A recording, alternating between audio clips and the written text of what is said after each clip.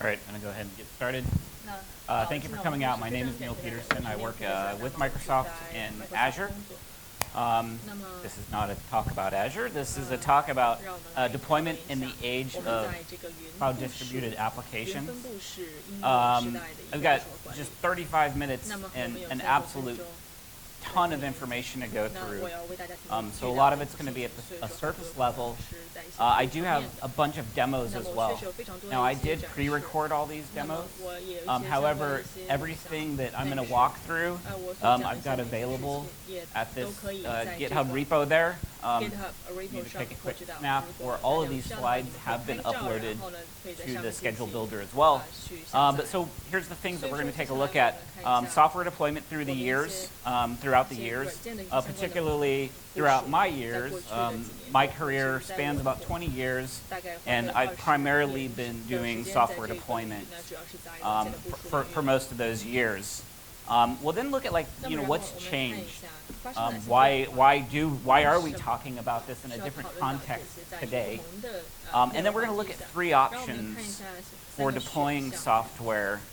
But these aren't the only 3. These are just the 3 that I decided to show off here.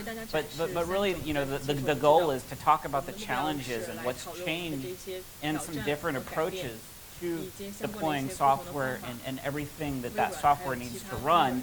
It just so happens that these 3 kind of hit different, like, pros and cons, but there are others out there as well. So that's the quick agenda. Again, there's a link to all the demonstration that we're going to see here. So talking about software deployments, I took this definition off of Wikipedia. Wikipedia defined software deployment as all of the activities that make a software system available for use.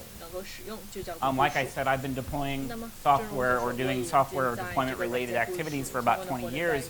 And when I started, honestly, it's bullet point 3 here is where I started. I basically built my whole career on software updates.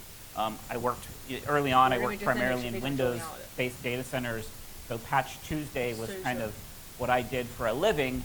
But then I expanded from there and did a lot of operating system deployment.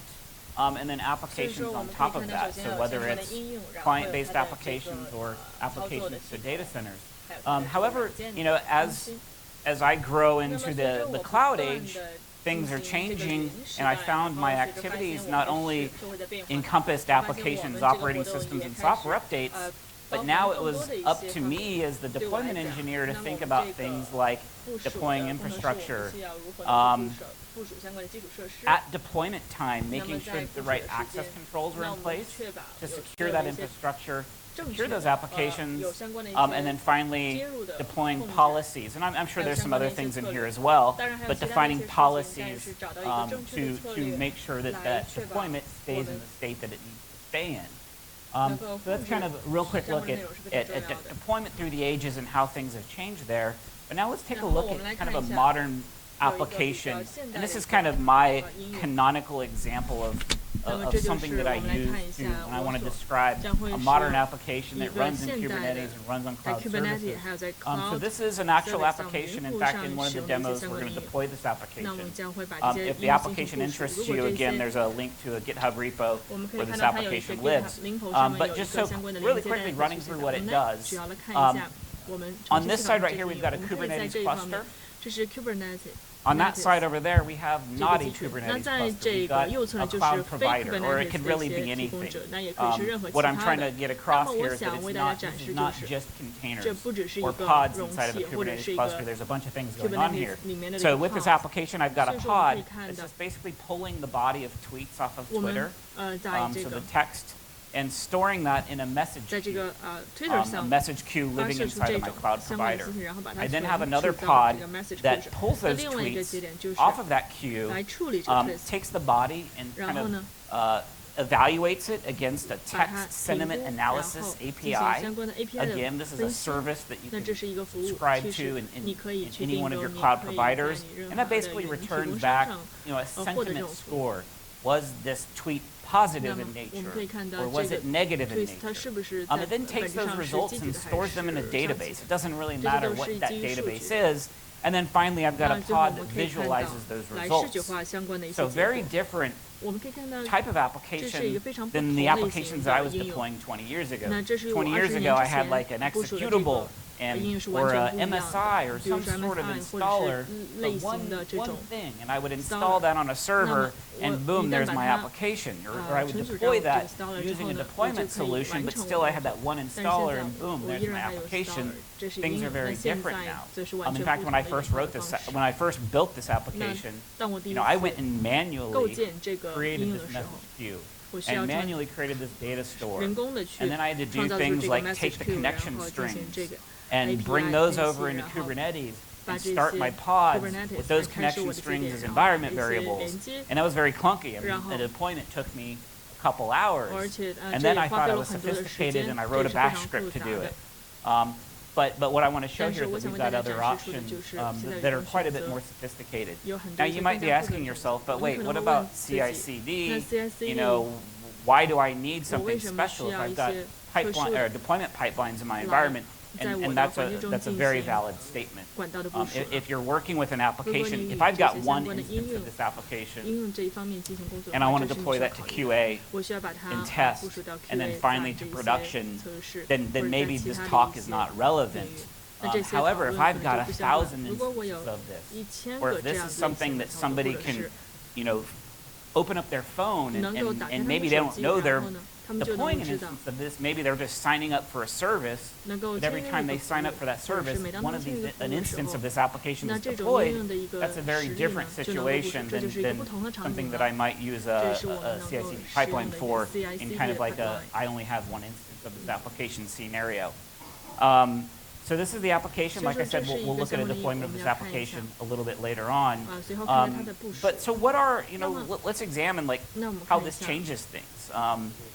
We've already seen that a single application can be built and deployed across a diverse technical stack. Obviously, we've got Kubernetes, we've got cloud services, maybe we've got on-prem stuff. And this is pretty cool, like as an application, like as an author or developer of that application, things get a lot easier. Like that, let's take that sentiment analysis piece. Like, I didn't have to go build sentiment analysis. I could just subscribe to a service and get that out of the box. So as an application developer, like this modern world is awesome. But as a deployment engineer, an application like that, there's some new challenges there.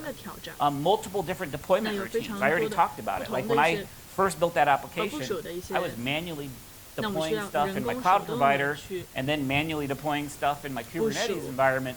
Totally different things. And then multiple different management tools. So with that first instance, if I wanted to go look at this thing, I had to kind of like poke through my cloud provider to see half of the application, poke through my Kubernetes cluster to see the other half. So kind of a disjointed experience there.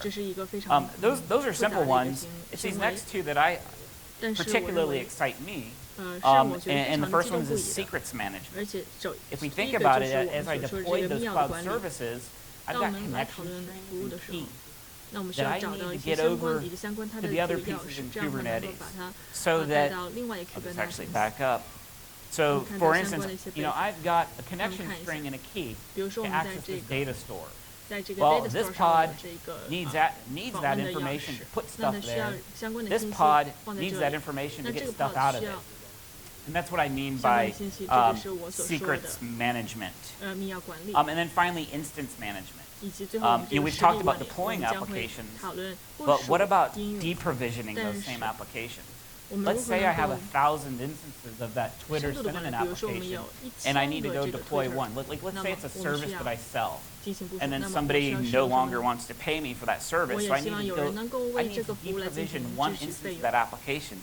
I need to make sure I get the right database and the right sentiment analysis service and the right pod. So how do I logically tie all of these things together so that I can deprovision them with a single click or whatever it may be? And that's what I mean by reference management, kind of like managing a large pool of instances of the single application. So these are kind of some of the challenges, and next we're going to look at 3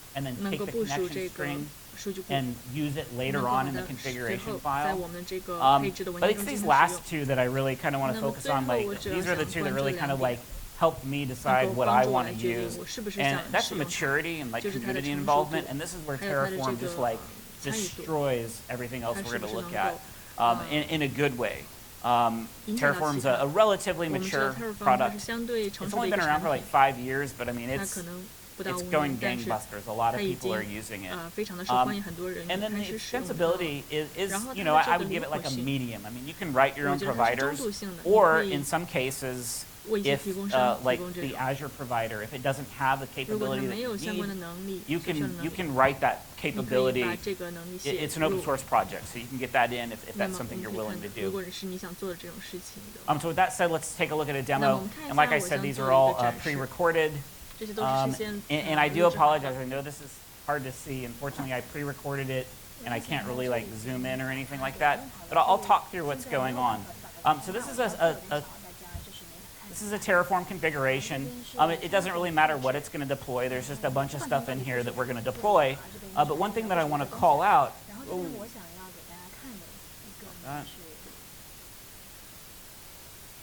One thing that I will call out is right here inside of the configuration, and I'll pause on it here in just a moment.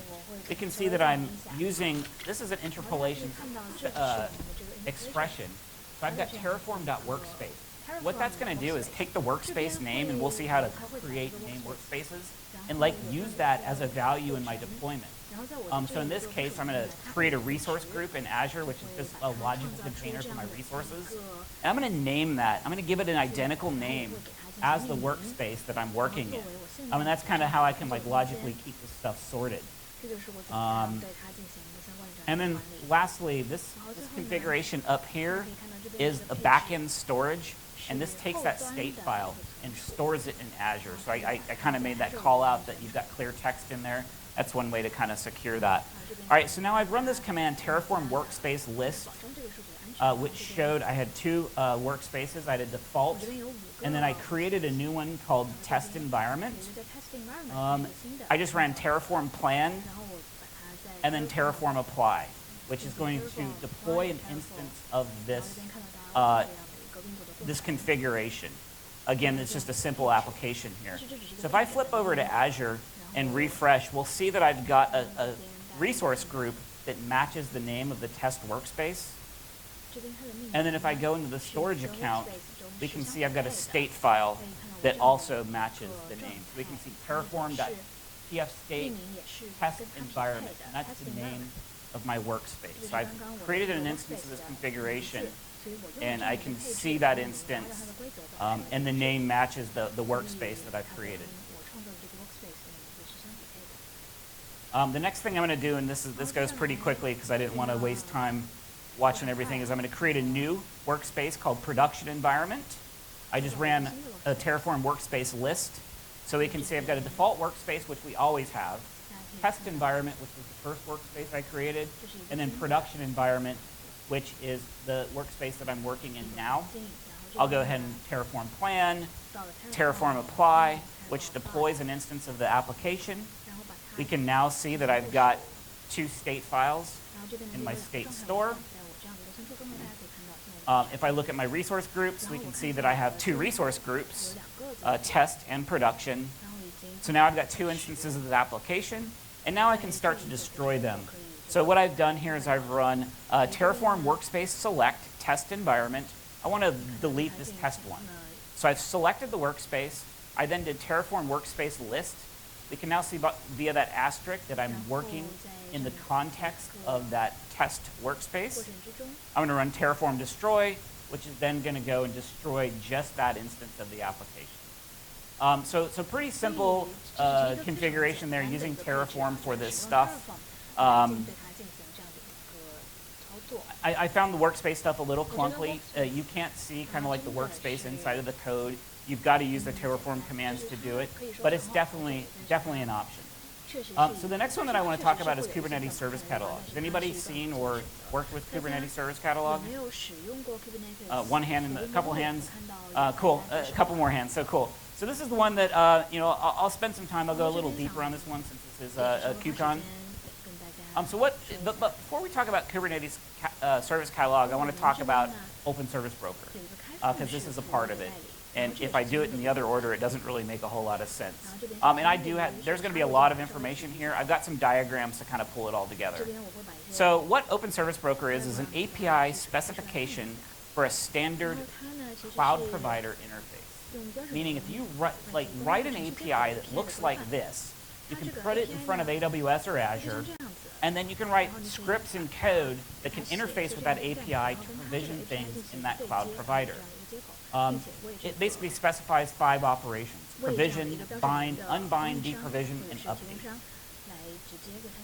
So that's an open service broker. Just keep that in your mind. We'll get back to that. Kubernetes Service Catalog is a API extension for Kubernetes that kind of enlightens Kubernetes so that it knows how to talk to an open service broker compliant API. So out of the box, Kubernetes cannot interface with an open service broker API. Service Catalog allows it to do so. And basically, Service Catalog adds 5 types to Kubernetes. So just like a pod or a deployment as a type, when you install Service Catalog, we get these 5 new types: cluster service broker, service class, service plan, service instance, and service binding. We'll see a bunch of these in the demonstration. I actually usually do about an hour talk on Service Catalog.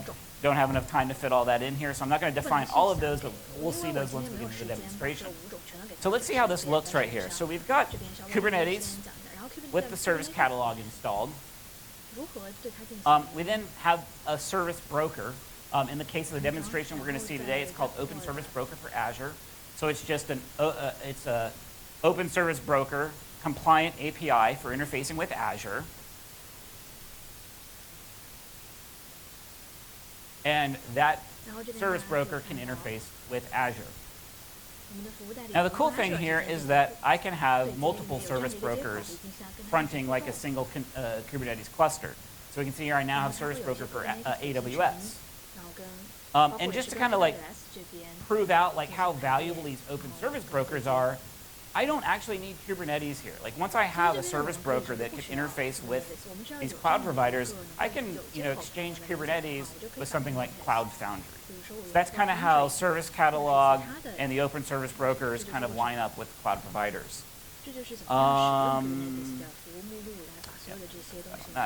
So let's kind of look even deeper kind of at a Kubernetes like API level how this all works. So installing Service Catalog, you can install it right into the cluster using a Helm chart. And then installing a service broker, you can also install it right into the cluster using a Helm chart. And so this dotted line right here represents a Kubernetes cluster. So I've got Kubernetes.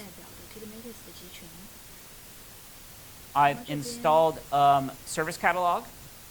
And here's these 5 new types inside of my cluster. I've installed my service broker. Again, these are just Helm charts that I can install inside the cluster. And so now, actually, I'll describe some of these types. So this service class represents like a service inside of my cloud provider. Maybe it's a storage account. Maybe it's the text sentiment API. And then the plan is kind of like the SKU. Like a lot of these cloud providers, you'll have like P0 for like a small instance and P5 for like a large instance. That's what the plan is. The service instance is a Kubernetes type that represents an instance of one of these cloud services. And then the binding is, what the binding is that it reaches out to that service that we've created, gets those secrets, gets those connection strings and keys, and stores them in Kubernetes as a Kubernetes secret so that my pods can access those secrets and then access the service instance. So this is how this works. Once I have everything installed, I will create a service instance inside of Kubernetes, which provisions some piece of infrastructure inside of my cloud provider. I then create a service binding, which gets the keys and whatever I need to connect to that service instance and stores them inside of Kubernetes as a Kubernetes secret. I can then start my pods, which can consume those secrets, and now my pod knows how to interface with those services that I've created in the cloud provider and can do things like whatever it needs to do. So that is Service Catalog and open service brokers in kind of a nutshell. So here's my impressions, instance management. And I guess one thing I didn't call out is like, I just threw a bunch of stuff out there, service instances, service classes. Well, when you write this stuff, you're just writing a Kubernetes manifest file. So we're extending Kubernetes with these 5 new types and we can access them with all the same, calls that we do things like pods. So I can do like kubectl get service instance whatever. And when I write the manifest file to deploy this stuff, it looks just like a Kubernetes manifest file. It is a Kubernetes manifest file. We just have new types to work with. Because of that, I can do things like write Helm charts. That let's go back to the first couple slides. I had that Twitter application. I actually have a Helm chart that deploys all of that, not just the pods, but also the cloud services. And in that process, all the secrets from those cloud services are stored in the Kubernetes cluster, and my pods can take care of them. So because of that, I can do like a Helm install, Helm install, Helm install. Now I've got 3 instances of it. Then I can do a Helm delete, and I can delete one specific instance. Secrets management, we're using Kubernetes secrets for that.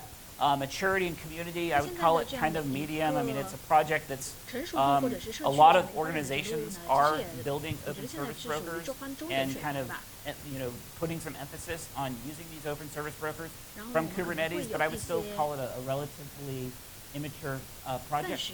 And then flexibility, extensibility, it's all open source, so you can definitely write your own providers or your own service brokers or contribute to them, but you still have to kind of go through that pull request process. All right, how am I doing on?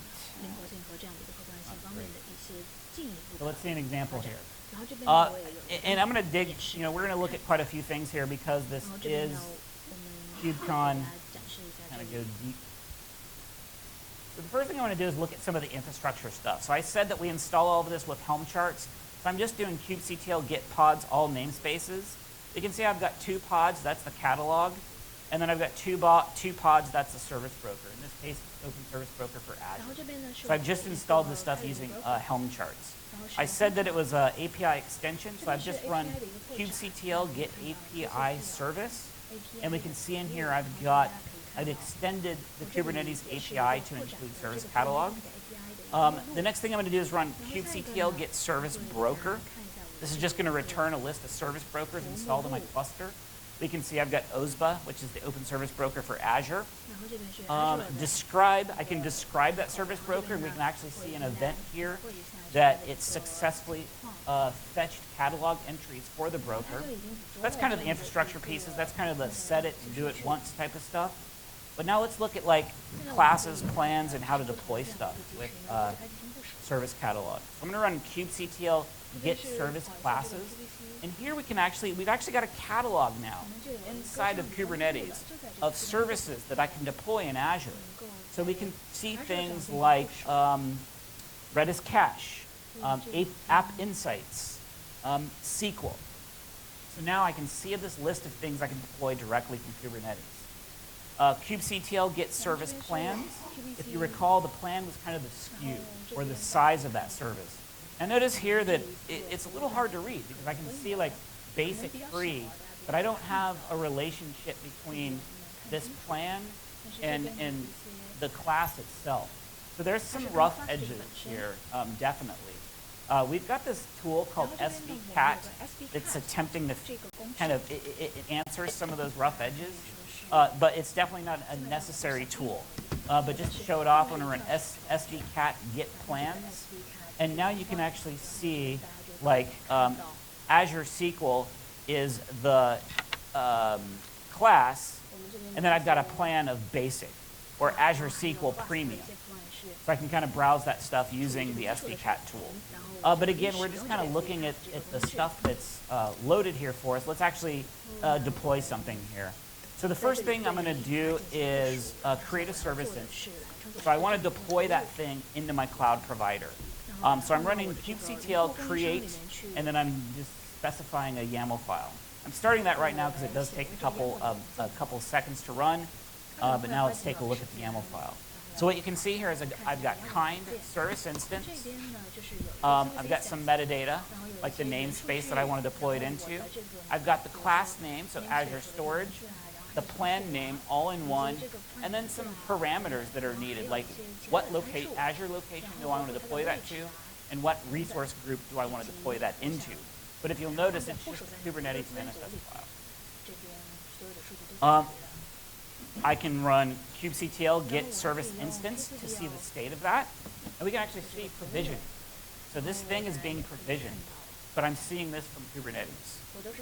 If I jump over to Azure, we can actually see my resource group, and there's my storage account.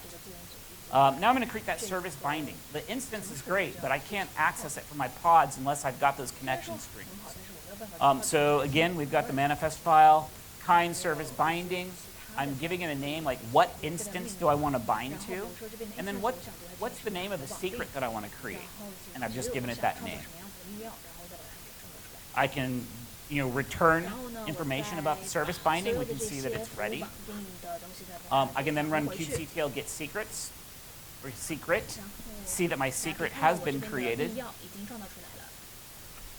And then finally, I'm going to start a pod that's going to consume that secret, set the values of that secret as environment variables, and then that pod is going to do something. Now, I'm not doing the Twitter sentiment app here. I've just got a very simple little application that writes a file, the storage account that was created.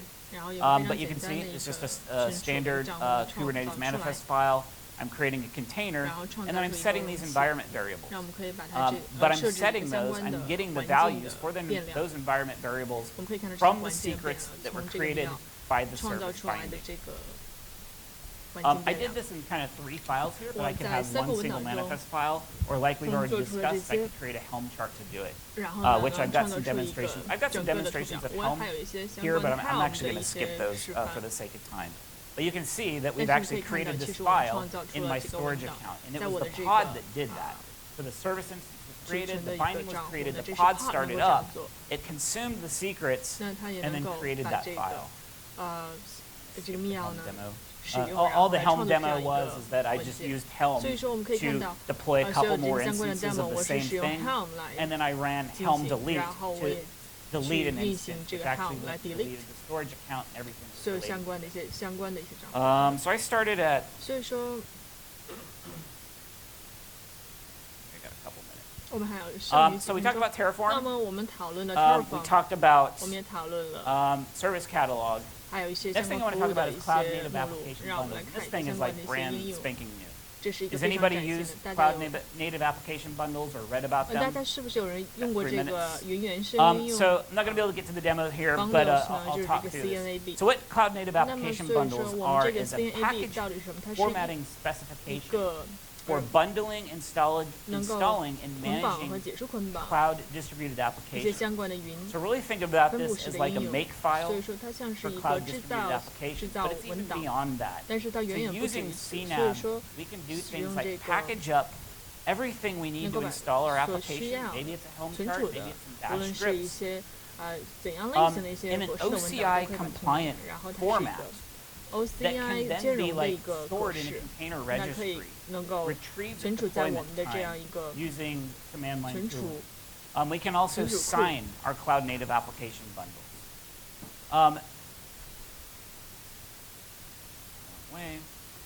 There's a couple different components of a CNAB or a cloud native application bundle. We've got the bundle metadata, which is a file that declares like all the things that need to happen. Run, Helm install, maybe after I've deployed my application, run some scripts, and whatever else may need to happen to install your application. We then have an invocation image. What this is a container image that contains all the tools needed to run that bundle. And then we've got a bundle runtime, which is just the kind of the entry point to run that application. Now, CNAB is just the spec for like kind of the format, like kind of like a container image spec. It's just the spec for the CNAB bundle itself. We then have several different implementations that are actually kind of like the tools that we would use to create and deploy our CNAB bundles. First one is called and these are the 3 that I know of. I'm sure there's others being built. Duffel is basically the bundle runtime is hand-authored. We've got this thing called Porter, and I am short on time here. I would recommend if you're interested in looking at CNAB, start with Porter. Basically, Porter is it handles a lot of stuff for you, like creating the bundle, writing the spec, and 写 then 相关的一些 managing 细节 the 规范。 deployment of those bundles to 那么也 container 能 registries. 管理 And 它的一 then 些 Docker 仓库 app 那 Docker is app probably the most mature 应该是 implementation 我 of 们现 CNAB. 在 I've 在 not CNAB used it 上一个 myself, 最 but this 成 is a 熟的一 Docker-based 个 implementation of CNAB. 实施。 I do apologize that I wasn't able to get into the demo. I 我 would 不 have 能 clarified 够 a 把 lot of 所有的一些 rough demo 都 edges 为大家 around 展示出 CNAB, 来，非 but 常抱 definitely 歉。 check 但 it 是 out. It 大家如果 handles 感 what 兴 we've 趣的话， talked 可以 about, 在刚才我发的 kind 那 of 个 some of 链 the 接上 challenges here. 来进行 And one of the 去进一 great 步的 things 观 about 看。 CNAB is 那 the 么我觉得 CNAB 非 flexibility is 常 through 好的 the 就是它的这个 It's 灵活性 super 非 duper 常高， flexible, 非 where a 常 lot 的 of the 灵 other 活。 solutions that we talked about 所以 had 说很多其 limitations, 他的 like 一些 if 解 it 决方 couldn't do 案 something that I needed it to 就可以 do, 去 I needed to make a pull 使 request. 用。 CNAB 比 helps 如 us 说 do 这个 that by pull just being request super 等等 duper ，CNAB 都能 flexible. 帮助我实现 That's all 这 the time 些 I 操 have. 作。 Thanks a 这 lot 就 for 是我 coming 所 out, 讲的 and 一切，非常 we'll 感谢大家。